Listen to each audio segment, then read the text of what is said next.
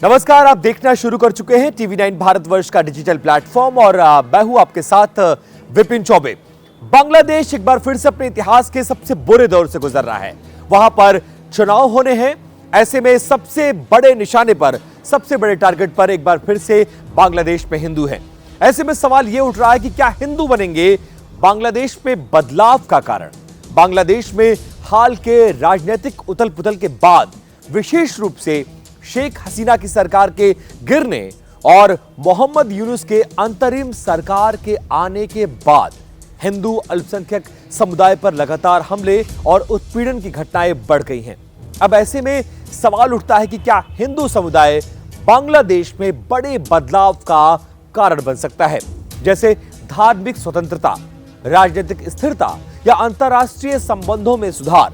वर्तमान में हिंदू पीड़ित है, लेकिन उसके संघर्ष से दबाव बन सकता है जो बदलाव लाए। यहां हम 5 प्रमुख कारण आपको बताने जा रहे हैं जो ऐतिहासिक, राजनीतिक और इसके अलावा सामाजिक संदर्भ पर आधारित होंगे।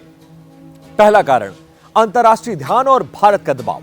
हिंदुओं पर हमले से भारत जैसे पड़ोसी देश में आक्रोश बढ़ता है जो आर्थिक और कूटनीतिक दबाव डाल सकता है।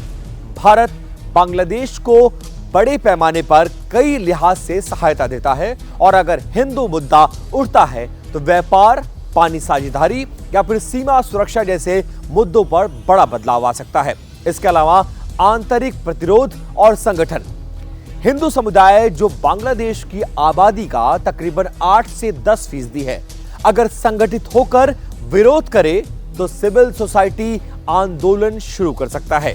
ऐतिहासिक रूप से हिंदू उत्पीड़न ने राजनीतिक बदलाव को प्रभावित किया है, जैसे 1971 की मुक्ति युद्ध में हाल की घटनाओं में जैसे मंदिरों पर हमले ने स्थानीय स्तर पर बदलाव की मांग को तेज कर दिया है। जनसांख्यिकीय और प्रवास दबाव। हिंदू आबादी की लगातार कमी 1947 से लेकर अब तक 22% से हिंदू आबादी 8% आ गई है। प्रवास बढ़ सकता है जो बांग्लादेश की अर्थव्यवस्था और समाज पर एक बड़ा असर डालेगा।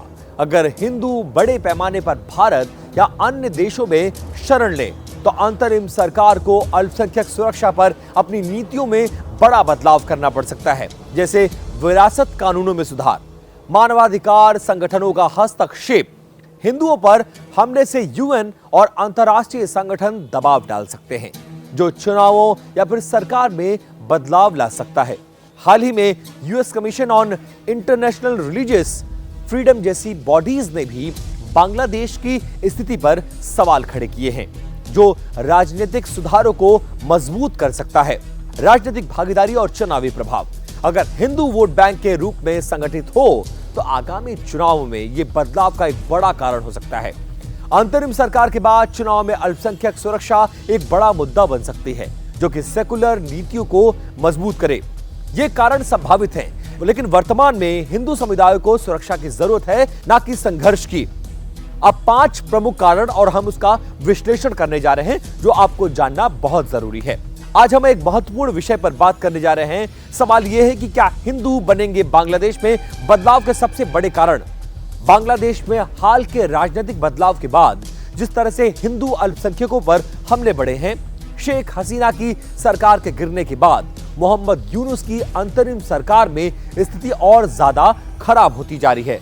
लेकिन क्या ये घटनाएं बांग्लादेश में बड़े बदलाव ला सकती है? ये बड़ा सवाल है। आज हम इसके 5 प्रमुख कारणों पर चर्चा करेंगे। बिंदुवार हम आपको एक एक कारण बताएंगे और उसका विश्लेषण भी करेंगे।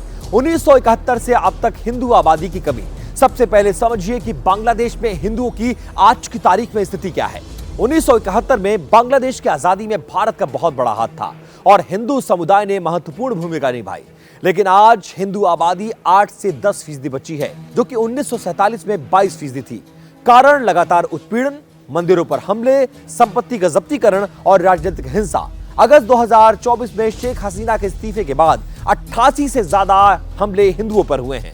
मंदिर तोड़े गए हैं, घर लूटे गए और कई मौतें हुई, जैसे दीपू चंद दास की हत्या। ये घटनाएं सिर्फ धार्मिक नहीं बल्कि राजनीतिक हैं, जहां जिहादी तत्व जैसे जमाते इस्लामी मजबूत हो रहे हैं। लेकिन क्या ये हिंदू समुदाय को बदलाव का कारण बन सकती है? ये सवाल उठ रहा है और इसका जवाब है हाँ। क्योंकि पीड़ित समुदाय अक्सर सुधार का कारण बनता है। पहला प्रमुख कारण अंतर्राष्ट्रीय दबाव और भारत का दबाव। हिंदुओं पर हमले से भारत में आक्रोश है। जहां 14 मिलियन से ज्यादा हिंदू रहते हैं, भारत बांग्लादेश को सालाना अरबों डॉलर की सहायता देता है। व्यापार हो गया, बिजली हो गया, पानी हो गया। अगर यह मुद्दा उठा तो कूटनीतिक दबाव बढ़ेगा। जैसे भारतीय विदेश सचिव विक्रम मिस्त्री ने हाल ही में यूनुस से मुलाकात की और अल्पसंख्यक सुरक्षा पर उनका पूरा जोर रहा। अगर भारत सहायता रोक दे या कम कर दे और सीमा पर सख्ती कर दे तो बांग्लादेश की अर्थव्यवस्था को प्रभावित करने का मादा रखता है, जो कि एक बड़ा बदलाव ला सकता है। अब दूसरा बड़ा कारण क्या है? आंतरिक प्रतिरोध और संगठन। हिंदू समुदाय अगर एकजुट हो तो स्थानीय आंदोलन शुरू हो सकता है। इतिहास में झांकने पर यह पता चलता है कि 1971 की मुक्ति युद्ध में हिंदुओं ने विरोध किया था। आज इस्कॉन जैसे संगठन और हिंदू नेता चिन्मय कृष्ण दास जैसे लोग विरोध कर रहे हैं। भले ही उनकी गिरफ्तारी हो गई हो, अगर यह विरोध बढ़े तो सिविल सोसाइटी और छात्र आंदोलन भी इससे जुड़ सकते हैं, जो अंतरिम सरकार को अल्पसंख्यक कानूनों में बदलाव के लिए मजबूर कर सकता है। लेकिन इसके लिए सुरक्षा और समर्थन भी होना बहुत आवश्यक है। अब तीसरा और प्रमुख कारण क्या है? जनसांख्यिकीय और प्रवास दबाव। हिंदू आबादी की कमी से बांग्लादेश में श्रम और सांस्कृतिक असंतुलन बढ़ गया है। अगर उत्पीड़न बढ़ा तो बड़े पैमाने पर प्रवास होगा और भारत या अन्य देशों में यह प्रवास आर्थिक बोझ बनेगा और सरकार को विरासत कानूनों में सुधार करना पड़ेगा। जैसे हिंदू विधवाओं को संपत्ति का अधिकार देने का हालिया में कोर्ट का फैसला। लेकिन बिना बदलाव के ये स्थिति और खराब हो जाएगी। अब चौथा कारण क्या है? मानवाधिकार संगठनों का हस्तक्षेप। UN US commission on religious freedom और एमनेस्टी जैसे संगठन जो है वो बांग्लादेश की निगरानी कर रहे हैं। अगर हिंदू मुद्दा उठा तो अंतर्राष्ट्रीय दबाव बढ़ सकता है, जैसे चुनाव में पर्यवेक्षक या सैनिक हस्तक्षेप की मांग। हाल ही में यूएन पीस कीपिंग फोर्स की सिफारिश हुई है। यह दबाव सरकार को सेकुलर नीतियों की ओर ढकेल सकता है। पांचवा और सबसे महत्वपूर्ण कारण राजनीतिक भागीदारी और चुनाव का प्रभाव। अगर हिंदू वोट बैंक बने तो आगामी चुनाव में अल्पसंख्यक सुरक्षा एक बड़ा मुद्दा बांग्लादेश में बन सकता है। संविधान में बदलाव की मांग, जैसे अल्लाह में पूर्ण विश्वास को हटाना और हिंदू समुदाय से शुरू हो सकती है। लेकिन इसके लिए भारत और अंतर्राष्ट्रीय समर्थन जरूरी है। हिंदू समुदाय बांग्लादेश में बदलाव का कारण बन सकता है, लेकिन यह तभी संभव होगा जब हम सब मिलकर आवाज उठाएं। भारत सरकार को दबाव डालना चाहिए, सीए लागू किया जाए, सहायता रोकी जाए और यूएन तक में इस मुद्दे को उठाया जाए। आप इस मुद्दे पर क्या सोचते हैं? कमेंट में अपनी राय जरूर रखिए।